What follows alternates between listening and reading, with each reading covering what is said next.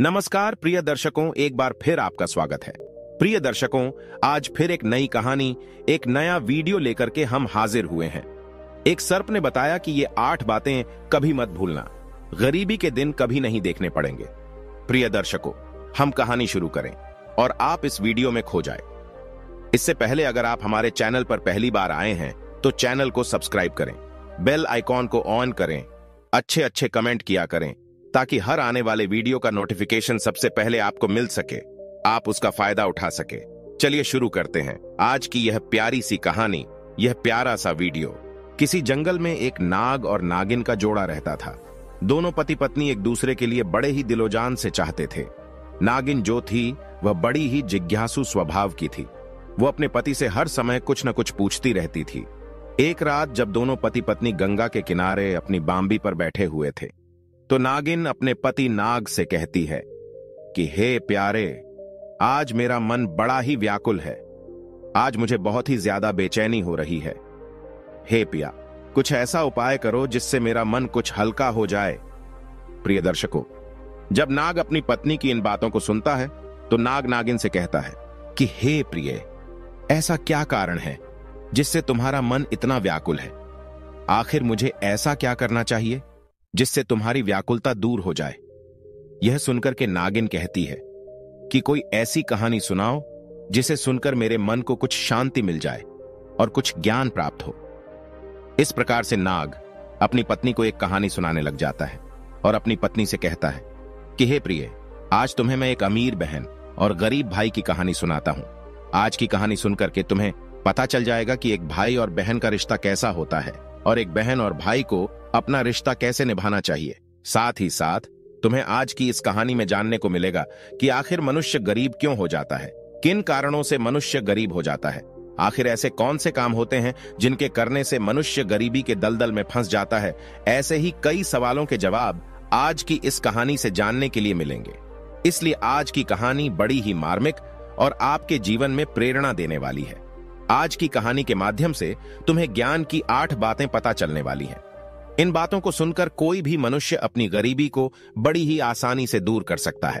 आज की कहानी बड़ी ही शिक्षाप्रद है, इसलिए प्रिय, आज की इस कहानी को तुम बड़े ध्यान लगाकर सुनना।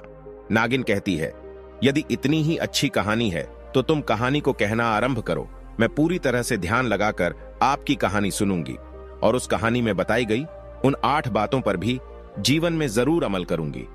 प्रिय दर्शकों, इस प्रकार से नाग अपनी पत्नी को कहानी सुनाने लग जाता है। नाग कहता है, हे प्रिय, बहुत पुराने समय की बात है। किसी नगर में एक बहुत ही अमीर किसान रहता था। उस किसान के घर में 2 जुड़वा संतानें पैदा हुई थीं। उन दोनों जुड़वा संतानों में एक पुत्र था और दूसरी संतान पुत्री होती है। किसान अपने पुत्र का नाम तो हरीश रख देता है और पुत्री का नाम माया रखता है। इधर धीरे धीरे हरीश और माया बड़े होने लगते हैं। जब धीरे धीरे किसान की दोनों संतानें बड़ी हो जाती हैं, धीरे धीरे जब उनकी आयु एक दिन विवाह के योग्य हो जाती है तो किसान को अपने बच्चों की विवाह की चिंता सताने लगती है। एक दिन वह किसान किसी कार्य से अपने पड़ोस के एक शहर में जाता है तो वहां पहुंचकर एक व्यापारी का पुत्र उसे पसंद आ जाता है और उस व्यापारी के पुत्र के साथ में वह अपनी बेटी माया का विवाह कर देता है। इस प्रकार से माया अपने पिता के यहाँ से विदा होकर अपने ससुराल चली जाती है। इधर बेटी को विदा करने के बाद में वो किसान अपने पुत्र के विवाह के बारे में सोचने लगता है और सोचता है कि बेटी तो मेरी अपने घर की हो गई, अब मुझे अपने पुत्र का विवाह कर देना चाहिए। यदि मेरे पुत्र का विवाह हो गया तो मैं अपना बचा हुआ शेष जीवन अपनी बहू बेटियों के साथ में रहकर आराम से व्यतीत करूंगा। प्रिय दर्शकों, इतनी कहानी सुनाने के बाद में नाग अपनी पत्नी से कहता है, हे प्रिय, ईश्वर की लीला बड़ी विचित्र है। परमात्मा न जाने कब किसको अमीर बना दे और कब किसको गरीब बना दे, इसके बारे में कोई नहीं जानता। उस अमीर किसान के साथ भी कुछ ऐसा ही होता है। एक दिन वह किसान किसी भयानक बीमारी की चपेट में आ जाता है। जब किसान का पुत्र अपने पिता की ऐसी हालत देखता है तो अपने पिता की ऐसी हालत को देखकर वो बेटा बहुत ही ज्यादा दुखी हो जाता है और उसके बाद में अपने पिता का अच्छे से अच्छे वैद्यों से इलाज करवाता है और अपने पिता के लिए महंगी से महंगी दवाइयां लेकर के आता है। धीरे धीरे उसकी धन संपत्ति सारी बिककर पिता के इलाज में चली गई। इस प्रकार अपने पिता का इलाज कराते हुए वह किसान का पुत्र एकदम से कंगाल हो जाता है लेकिन फिर भी पिता की हालत में किसी प्रकार का कोई सुधार नहीं होता। जब कोई भी दवाई उस किसान की बीमारी में काम नहीं करती है, तो एक दिन वह किसान अपने बेटे को अपने पास बुलाता है और अपने बेटा हरीश से कहता है कि हे पुत्र, जब भी कोई काम मनुष्य के सामर्थ्य से बाहर हो जाए, तब उसका कोई समाधान न मिले, तो फिर ऐसे समय में उस काम को ईश्वर के भरोसे छोड़ देना चाहिए। इसलिए पुत्र, अब तुम मेरी चिंता छोड़ो और तुम अब अपने भविष्य के बारे में सोचो। मेरा क्या है, आज नहीं तो कल मुझे संसार छोड़कर जाना ही है। इसलिए पुत्र, अब तुम मेरी चिंता करना छोड़ो और अपना विवाह करके अपने घर गृहस्थी बसान लो। अपने पिता के मुख से इन बातों को सुनकर हरीश एकदम चुप हो जाता है। आखिर वह बेचारा कर भी क्या सकता था। उसके घर में जो भी जमा पूंजी थी, वह तो उसके पिता के इलाज में पहले ही खर्च हो चुकी थी। फिर कहता है, हे पिताजी, जैसा आपको उचित लगे आप वैसा कीजिए। उसके बाद वह गरीब किसान अपने पुत्र की शादी एक गरीब घर की कन्या से करवा देता है और शादी के कुछ दिन बाद ही उस किसान की मृत्यु हो जाती है। इधर पिता की मृत्यु के बाद हरीश अपने पिता का पूरे रीति रिवाज से अंतिम संस्कार करता है। हरीश का घर, खेत खलिहान पिता की बीमारी में, पिता के इलाज में पहले ही बिक कर लग चुके थे। जो कुछ भी जमा पूंजी बच जाती है, वह पिता के अंतिम संस्कार में समाप्त हो जाती है। इस प्रकार से हरीश एकदम बहुत ज्यादा गरीब हो जाता है। प्रिय दर्शकों, जब हरीश एक दिन बिल्कुल ही कंगाल हो जाता है, तो वह गांव के बाहर अपनी पत्नी के साथ एक झोपड़ी को बनाकर रहने लगता है और दूसरों के खेतों में मेहनत मजदूरी करके अपने बीवी बच्चों का पेट पालने लगता है। उधर हरीश की बहन माया, जिसका विवाह एक धनी व्यापारी के घर में हुआ था, उसे जब अपने भाई की स्थिति के बारे में पता चलता है, तो वह अमीर बहन अपने गरीब भाई से घृणा करने लग जाती है। मन में सोचने लगती है कि मेरा भाई अब तो बिल्कुल ही कंगाल हो चुका है। उसका घर, जमीन सब बिक गया है और अब उसके पास में फूटी कौड़ी भी नहीं बची है। यदि ऐसी हालत में वह मेरे ससुराल आता है, तो उसे देख देख कर मेरी देवरानी और जेठानी मेरा बड़ा ही अपमान करेंगी और मेरा मजाक उड़ाएंगी कि तेरे पीहर वाले तो बिल्कुल ही कंगाल हैं। ऐसे तो मेरी बहुत ही ज्यादा बदनामी होगी। इस कारण से माया अपने सगे भाई से रिश्ता तोड़ देती है। न तो माया अपने भाई को अपने ससुराल बुलाती है और न ही कभी अपने भाई के घर जाती है। माया के भाई हरीश को भी इधर अच्छी तरह से पता होता है कि मेरी बहन मुझसे नफरत क्यों करती है। इसलिए हरीश भी अपनी बहन की ससुराल कभी नहीं जाता है। इस तरह से माया तो बड़े ऐशो आराम के साथ में अपनी ससुराल में अपनी जिंदगी गुजारती है। इधर हरीश मेहनत मजदूरी करके अपनी पत्नी के साथ झोपड़ी में रहकर किसी तरह से अपने दिनों को काटने लगता है। इधर नाग अपनी पत्नी को आगे की कहानी सुनाते हुए कहने लगता है, हे प्रिय, जब कुछ साल ऐसे ही गुजर जाते हैं, तो कुछ साल गुजरने के बाद एक हरीश की बहन माया के लड़के की शादी तय हो जाती है। लेकिन हरीश की बहन माया अपने भाई के लिए किसी प्रकार का कोई निमंत्रण नहीं भेजती। जब इस बात का पता हरीश को चलता है कि उसके भांजे की शादी होने वाली है, तो इस बात को सुनकर हरीश बहुत ज्यादा प्रसन्न हो जाता है और इस बात की खबर जाकर के अपनी पत्नी सुशीला को बताता है कि मेरी बहन के बेटे की शादी है और हम सभी को बहन के घर चलना है। जब हरीश की पत्नी को इस बात की जानकारी होती है कि ननद के बेटे की शादी है, तो वह भी इस बात को सुनकर बड़ी खुश हो जाती है और सोचने लगती है, चलो इसी बहाने से सही, कम से कम मैं अपनी ननद से जाकर के मिल आऊंगी और उसके घर को देख आऊंगी। वो बड़ी खुश होकर अपने पति से कहती है, मैं तुम्हारे साथ में जरूर चलूंगी, लेकिन पहले मुझे यह बताओ कि हमारी ननद रानी ने हमारे लिए निमंत्रण भेजा है। अपनी पत्नी के मुख से इन बातों को सुनकर हरीश बिल्कुल चुप हो जाता है। फिर हरीश अपनी पत्नी से कहता है कि हे प्रिय, न्योता तो नहीं आया है, पर मुझे ये दूसरों के द्वारा खबर मिली है कि हमारे भांजे की शादी है। लेकिन इससे क्या फर्क पड़ता है, आखिर वह है तो हमारी बहन का ही बेटा। तब सुशीला अपने पति से कहती है, देखो बात तो आपकी सही है कि आपके भांजे की शादी है, लेकिन बिना निमंत्रण के ननद के घर जाना उचित नहीं है और आपको भी वहां नहीं जाना चाहिए। हरीश अपनी पत्नी को समझाता है कि प्रिय, माया के ससुराल वाले बड़े आदमी हैं, उन्हें हमारी याद नहीं रही होगी, या फिर हो सकता है कि उन्होंने हमें न्योता भिजवाया हो, लेकिन न्योता वाला पर्चा हमारे पास तक नहीं पहुंचा हो। इसलिए प्रिय, तुम किसी भी प्रकार की कोई भी सोच विचार मत करो। बच्चों को तैयार करके मेरे साथ तुम बहन के घर के लिए चलो। अपने पति की इन बातों को सुनकर सुशीला कहने लगती है, हे पिया, यदि तुम जाना चाहते हो तो तुम जा सकते हो, लेकिन बिना निमंत्रण के मैं नहीं जाऊंगी।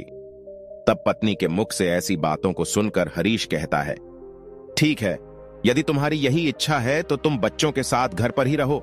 मैं अकेला माया के ससुराल के लिए चला जाता हूं। यदि ऐसे में मैं भी नहीं गया तो मेरी बहन की देवरानी जेठानी मेरी बहन को बात बात पर ताना मारेगी और कहेंगी कि खर्चा ना हो जाए, इसलिए तेरा भाई नहीं आया। इतना कहकर के हरीश घर के अंदर से बाहर चला जाता है।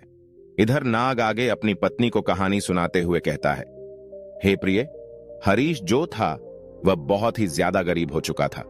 उसके पास शादी के वस्त्र खरीदने के लिए पैसे नहीं थे, इसलिए वह किसी से पैसे उधार लेता है और उधार लिए हुए पैसों से अपनी बहन माया और अपने बहनोई के लिए सुंदर सुंदर वस्त्र खरीदता है और उन कपड़ों को लेकर के अपनी बहन की ससुराल के लिए चल देता है। उधर पैदल चलते चलते हरीश को सुबह से शाम हो जाती है।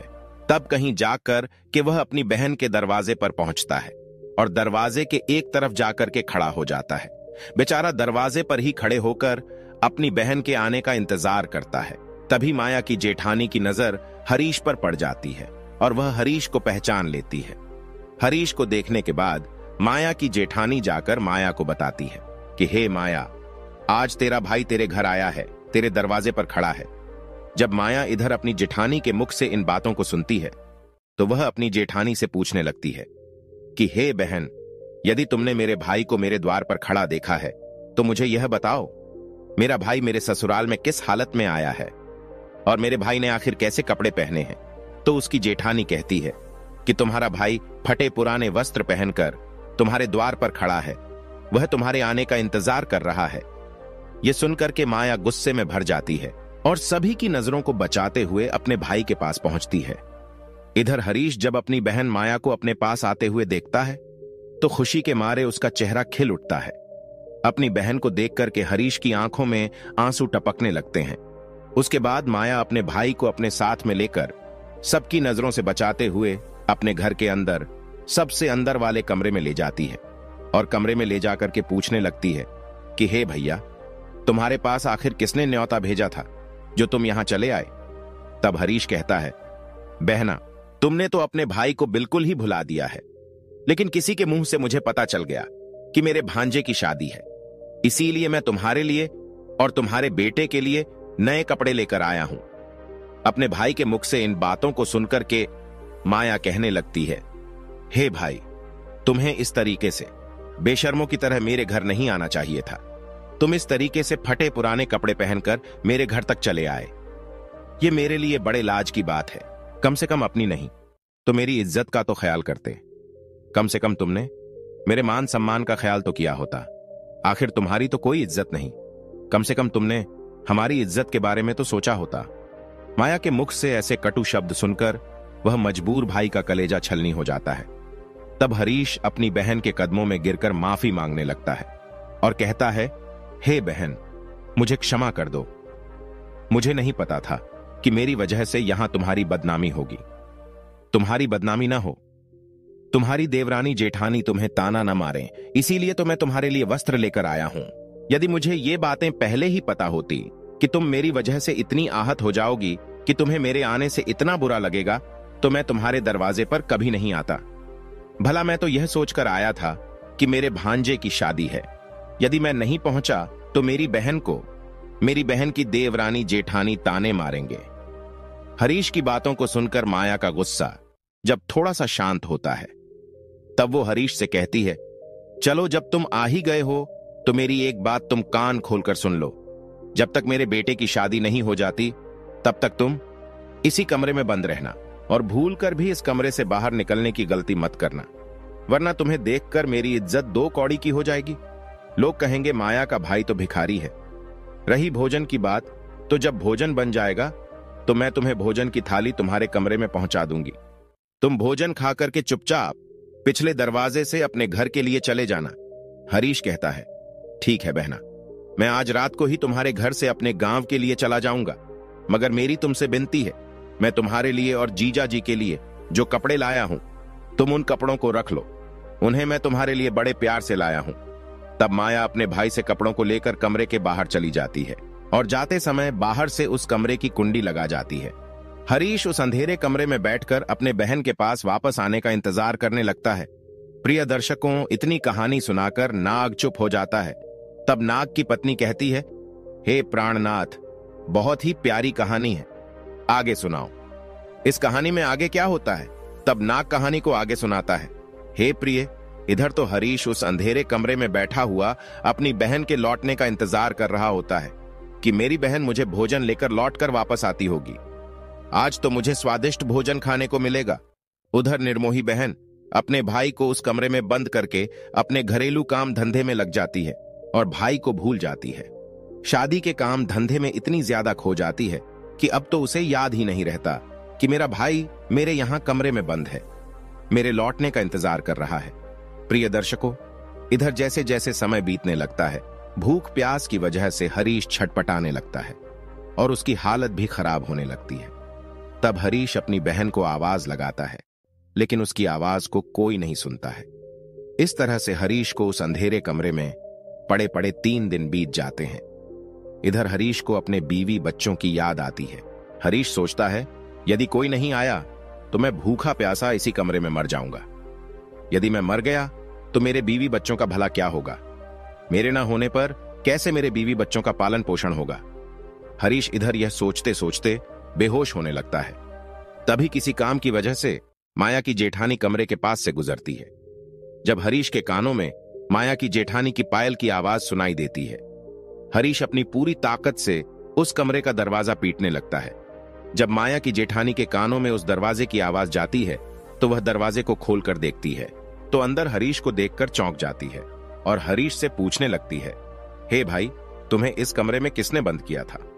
हरीश इस बात का कोई जवाब नहीं देता है। जब माया की जेठानी दोबारा पूछती है तो हरीश इस बात को छुपा लेता है। वह झूठ मूठ कह देता है कि मैं इस कमरे में आराम कर रहा था। तभी किसी ने गलती से बाहर से दरवाजे की कुंडी लगा दी और मैं इस कमरे में बंद हो गया। बहन, यदि तुम आज नहीं आती तो मेरे प्राण पखेरु उड़ जाते।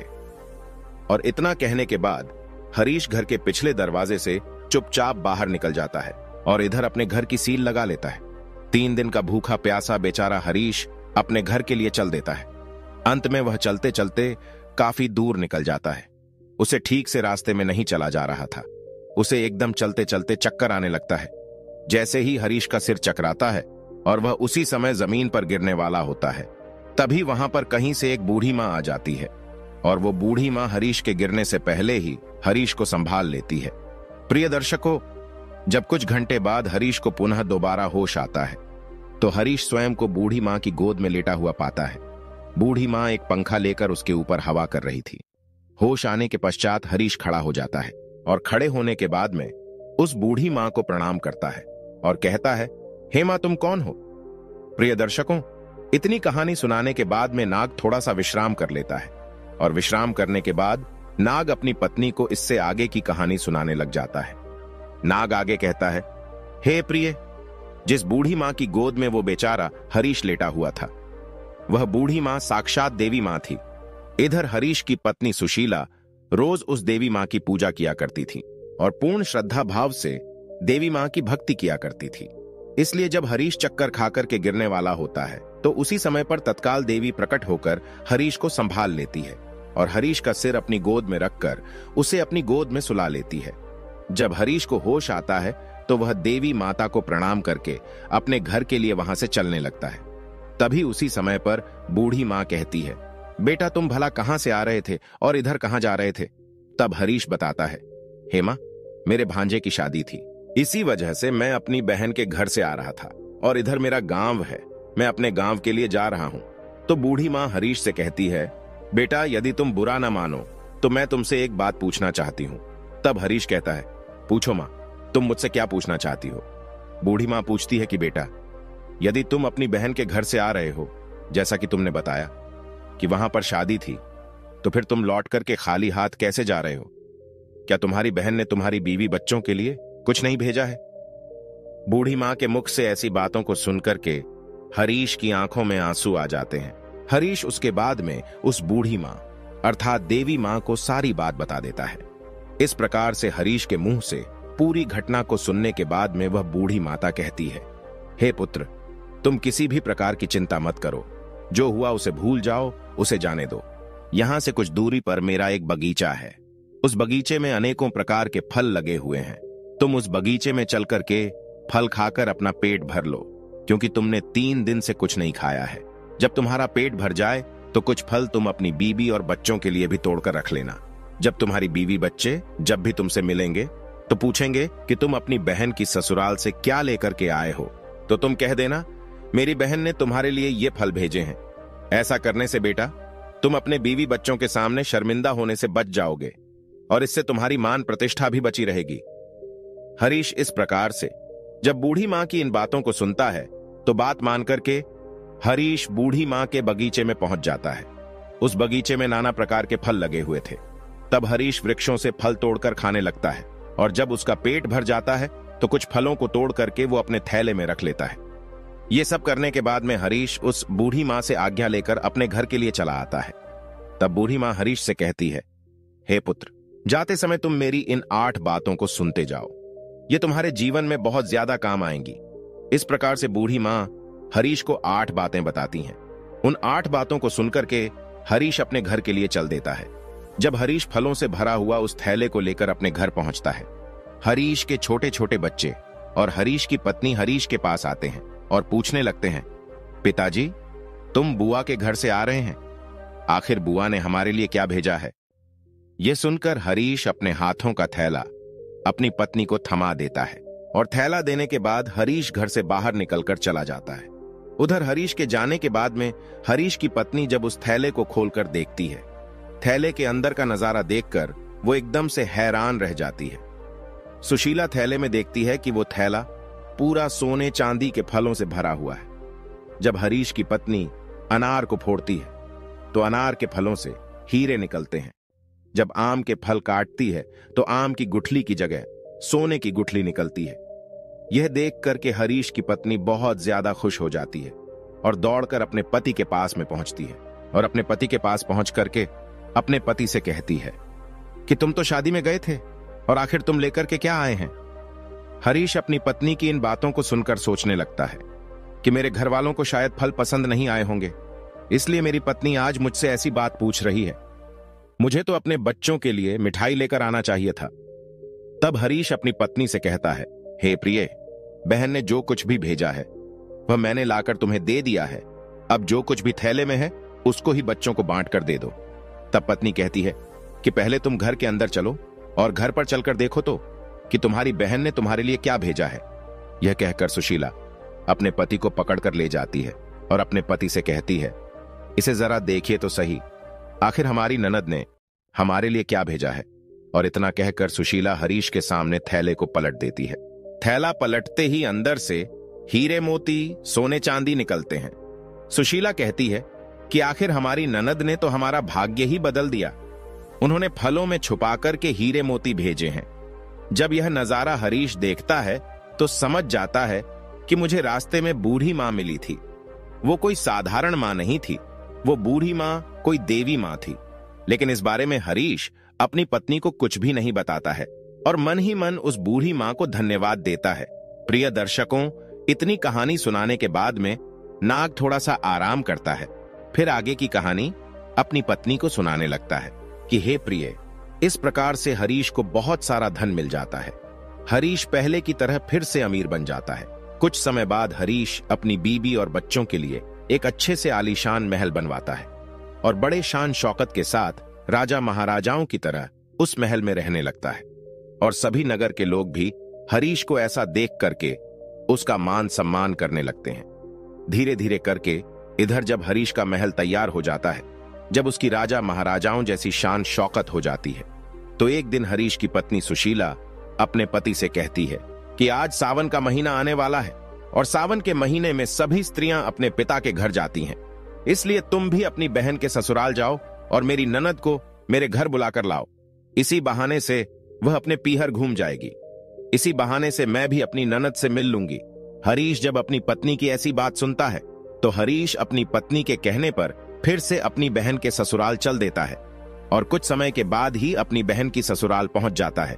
एक बार हरीश फिर से अपनी बहन के उसी दरवाजे पर जाकर खड़ा हो जाता है जिस दरवाजे पर वह कुछ दिन पहले आकर के खड़ा हुआ था। उसी समय पर माया की जेठानी घर से बाहर निकलती है। और बाहर का नजारा देख करके दौड़ी दौड़ी माया के पास में जाती है और माया से कहती है कि हे माया बहन, आज तो तेरा भाई आया है। अपनी जेठानी के मुख से इन बातों को सुनकर माया कहने लगती है, हे बहन, कोई भी भिखारी मेरा भाई नहीं हो सकता, मेरा कोई भाई नहीं है। दरअसल माया ऐसा इसलिए कह रही थी क्योंकि माया इस बार भी अपने भाई को भिखारी ही समझ रही थी। लेकिन जब उसकी जेठानी बताती है कि माया, तुम्हारा भाई आज भिखारियों की तरह नहीं, राजा महाराजाओं की तरह आया है। तुम्हारे भाई को देखकर ऐसा लग रहा है जैसे वह किसी देश का राजा महाराजा हो। तुम्हारे भाई के आगे पीछे 4 सैनिक हैं।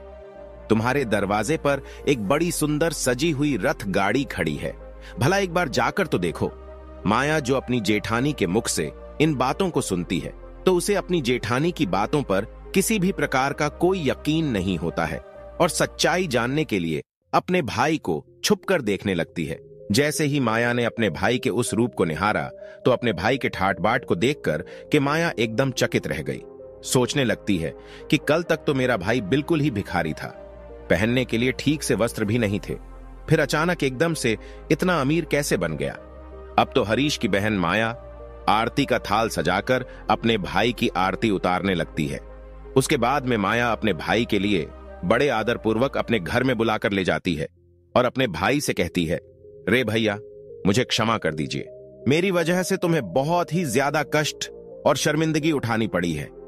अपने बहन के मुख से इन बातों को सुनकर के हरीश कहने लगता है कि बहना, कोई बात नहीं, उस समय पर हमारे दिन कुछ अच्छे नहीं थे। तुम्हारी गलतियों के लिए मैंने तुम्हें पहले ही क्षमा कर दिया था।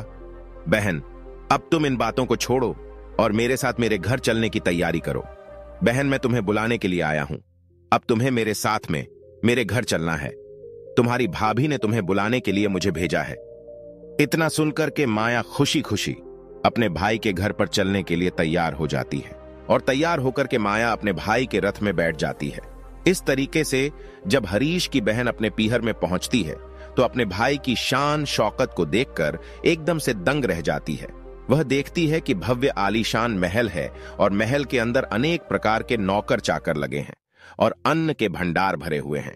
माया अपने भाई की ऐसी स्थिति को देखकर एकदम से हैरान रह जाती है और उधर हरीश की पत्नी भी अपनी ननद की खूब ज्यादा सेवा करती है।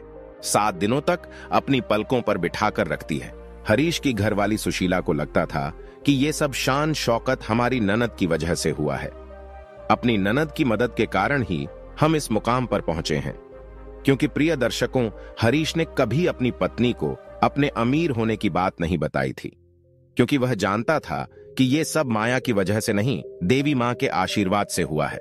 प्रिय दर्शकों, हरीश की पत्नी सुशीला इस बात से अवगत नहीं थी। यह सोचकर कि सुशीला अपनी ननद की खूब ज्यादा सेवा करती है और अपनी ननद का भी ख्याल रखती है। कुछ दिन बीतने के बाद जब हरीश की बहन माया का ससुराल जाने का समय होता है तो हरीश की पत्नी सुशीला अपने पति से कहती है कि पिया जी, कल तुम्हारी बहन अपने घर जाएंगी, इसलिए तुम बाजार चले जाओ और बाजार जाकर अपनी बहन के लिए कोई अच्छा सा तोहफा लेकर आओ। पत्नी के मुख से इन बातों को सुनकर के हरीश घर से चला जाता है और हरीश एक मोची की दुकान पर पहुंचता है और मोची से कहता है, हे मोची भाई, मुझे अपनी बहन के लिए बोलने वाली जूती बनवानी है। क्या तुम मेरी बहन के लिए बोलने वाली जूती बना सकते हो? मोची कहता है, हे सेठ, मैं बोलने वाली जूती तो बना दूंगा, लेकिन उसके बनवाने की बहुत कीमत लगेगी। तब हरीश कहता है, हे मोची भाई, मैं तुम्हें मुंह मांगा पैसा दूंगा, लेकिन तुम ऐसी जूतियां बना दो, जूतियों को जब भी मेरी बहन पहने और उन्हें पहनकर चले तो वे जूतियां बारी बारी से इन 8 बातों को बोलें। इसके बाद मोची को हरीश वो ज्ञान की 8 बातें बताता है, जो बातें बूढ़ी मां ने हरीश को चलते समय बताई थी। हरीश मोची से कहता है कि हे मोची भाई, अब ज्ञान की बातें मैं तुम्हें बताने जा रहा हूं। इस प्रकार से हरीश बारी बारी से बातें मोची को सुनाता है। पहली बात बताता है कि बात ज्ञान की है कही, मानव तू मत भूल, होती है अज्ञानता निर्धनता का मूल। दूसरी बात बताता है, समय भरोसे बैठा रहता सदा गरीब, बिना काम बदले नहीं उसका कभी नसीब। आलस कर रहता सदा जो परिवर्तनहीन, वही कर्म कर फिर करें, स्वयं को कहें दीन। चौथी बात बताता है, नहीं गरीबी से बड़ा है कोई अभिशाप, हासिल करके ज्ञान को करो दूर अब आप। 2 समय को 2 नहीं बनो मजबूर, कर्म साधना में जुटो, करो गरीबी दूर। छठी बात इस प्रकार बताता है, कर्म कभी करता नहीं, कोसे सदा नसीब। भाग्य भरोसे बैठता, वो मानव रहेगा गरीब। 7वीं बात इस तरह से बताता है, अज्ञानी पर ही सदा करें गरीबी वार, विजयी होता युद्ध में ज्ञान सदा हथियार। 8वीं और सबसे आखिरी बात बताते हुए हरीश कहता है कि हे मोची भाई, मेरी बहन जब 8वां कदम रखे तो झूठियां बस यही बात बोले कि पैसों के बाजार में बदल गई तहजीब, धन दौलत से जुड़ रहे रिश्ते हुए गरीब। इधर हरीश मोची से कहता है कि हे मोची भाई, ऐसी 8 बातें बोलने वाली मुझे जूतियां बना दो। जब ये 8 बातें वो जूतियां बोलेगी और जब मेरी बहन इन बातों को सुनेगी तो उसे अपनी गलती का एहसास होगा। मैंने पैसे के घमंड में आकर के अपने भाई का ऐसा अपमान नहीं करना चाहिए था। तब नाग अपनी पत्नी से कहता है, हे प्रिय। इस प्रकार से हरीश उस मोची से अपनी बहन के लिए हीरे मोतियों से जड़ी हुई सोने और चांदी की जूतियां बनवाता है और उन जूतियों को ले जाकर अपनी बहन को उपहार स्वरूप दे देता है। सोने चांदी की जूतियों को पाकर के माया का चेहरा एकदम खिल जाता है। उसके बाद माया अपने भाई से विदा लेकर अपने घर चली जाती है। इधर माया जब अपने ससुराल पहुंच जाती है तो माया की देवरानी जेठानी पूछने लगती है, हे माया, तुम अपने भाई के घर से आई हो, तुम्हारे भाई ने तुम्हें क्या उपहार दिया है? तब माया अपनी देवरानी जेठानी, अपने सास ससुर और अपने देवर जेठ को अपने भाई के द्वारा दी हुई भेंट दिखाती है। वो जूतियां दिखाती हैं और कहती है, देखो, मेरे भाई ने मुझे सोने चांदी से जड़ी हुई, हीरे मोती से जड़ी हुई यह जूतियां दी हैं। तब माया उन जूतियों को पहन करके चलकर दिखाती है। जैसे ही माया उन जूतियों को पहन करके चलती है तो जूतियां बोलती हैं कि पैसों के बाजार में बदल गई तहजीब, धन दौलत से जुड़े रहे रिश्ते हुए गरीब। जब माया इस बात को सुनती है तो उसका सर शर्म से नीचे झुक जाता है और अपने भाई को याद करके एकदम से रोने लगती है। जब देवरानी जेठानी पूछती है कि माया, आखिर क्या हुआ जो तुम अचानक से रोने लगी, तो माया अपनी देवरानी जेठानी को सारी बातें बताती हैं कि हे बहन, मैंने पैसों के घमंड में आकर अपने भाई से कितना भला बुरा कहा था। मैंने अपने भाई के लिए एक गिलास पानी तक नहीं पूछी। देखो, मेरे भाई ने मुझे कितनी कीमती जूतियां बनवा कर दी हैं। अब तो मुझे अपने आप से घृणा होने लगी है, मैं तो जीना नहीं चाहती। तभी माया की जेठानी उसे समझाने लगती है कि हे बहन, जो भी कुछ हुआ उसे भूल जाओ, आगे से याद रखना, कभी किसी के साथ में ऐसा बर्ताव मत करना, क्योंकि जो व्यक्ति धन दौलत का घमंड करता है उससे माता लक्ष्मी हमेशा के लिए दूर चली जाती है। इसलिए मेरी बातें तुम सदा याद रखना। और इस तरीके से माया की जेठानी माया को 8 बातें बताती हैं कि हे माया, जो व्यक्ति रात्रि के समय रसोई में झूठे बर्तन रखता है और खाने पीने की चीजों को बर्बाद करता है, ऐसा व्यक्ति बहुत ही जल्दी निर्धन हो जाता है। दूसरी बात, जिस घर में घर की स्त्रियों का अपमान होता है, उनकी इज्जत नहीं की जाती, उस घर में देवी लक्ष्मी ज्यादा दिनों तक नहीं रुकती। तीसरी बात, जिस घर की स्त्रियां सूर्यास्त होने के बाद अपने घरों में झाड़ू लगाती हैं, चूल्हा चौका करती है, ऐसे परिवार के लोग बहुत जल्दी गरीब हो जाते हैं। चौथी बार, जिस घर परिवार में पैसों की कदर नहीं की जाती, वे फजूल कार्यों में पैसे बर्बाद किए जाते हैं, ऐसे घरों से भी माता लक्ष्मी रूठ कर चली जाती है। 5वीं बात, जो लोग पैसे आने के बाद में उस पैसे से दूसरों के मान प्रतिष्ठा को ठेस पहुंचाते हैं या फिर अपने धन के बलबूते पर दूसरे लोगों को परेशान करते हैं, ऐसे लोगों के घरों से भी माता लक्ष्मी बहुत जल्दी विदा ले जाती है। 6ठी बात, जिस घर के लोग अपने कर्तव्यों का पालन नहीं करते, जो अपने कार्यों को कल पर टालते रहते हैं, उन लोगों के घरों से भी माता लक्ष्मी रूठ जाती हैं। 7वीं बात, जिस घर परिवार के लोग अपने से बड़े लोगों की इज्जत नहीं करते, अपने से बड़ों का कहना नहीं मानते या फिर अपने से बड़ों से कटु शब्द बोलते हैं, ऐसे लोगों के लिए भी गरीबी का सामना करना पड़ता है, उन्हें गरीबी देखनी पड़ती है। 8वीं और अंतिम बात, जिस घर परिवार के लोग अपने मेहमानों का सम्मान नहीं करते, अपने मेहमान का आदर भाव नहीं करते या फिर अपने दरवाजे से किसी याचक को खाली हाथ लौटा देते हैं, ऐसे लोगों से भी माता लक्ष्मी नाराज होकर चली जाती है। इस प्रकार से माया की जेठानी माया को यह 8 बातें बताती हैं और अपनी देवरानी से कहती हैं कि हे बहन, मेरी इन 8 बातों को हमेशा गांठ में बांध कर रखना। प्रिय दर्शकों, इधर नाग कहता है, इस प्रकार हरीश की बहन माया एकदम से बदल जाती है। उसे समझ आ जाता है कि माया तो आनी जानी है, माया पर कभी घमंड नहीं करना चाहिए। यह ईश्वर न जाने कब किसको गरीब बना दे, और कब किसको अमीर बना दे, इस बात का किसी को पता नहीं है। उसके समझ में यह भी आ जाता है कि पैसे के घमंड में आकर कभी भी किसी का अपमान अनादर नहीं करना चाहिए। प्रिय दर्शकों, हमारी आज की कहानी यहां समाप्त होती है। हम उम्मीद करते हैं कि आपको हमारी आज की यह कहानी, आज का यह वीडियो पसंद आया होगा और आप इससे ढेर सारी प्रेरणा लेंगे। मिलते हैं अगली ज्ञान चर्चा के साथ अगले वीडियो में। तब तक के लिए नमस्कार, धन्यवाद।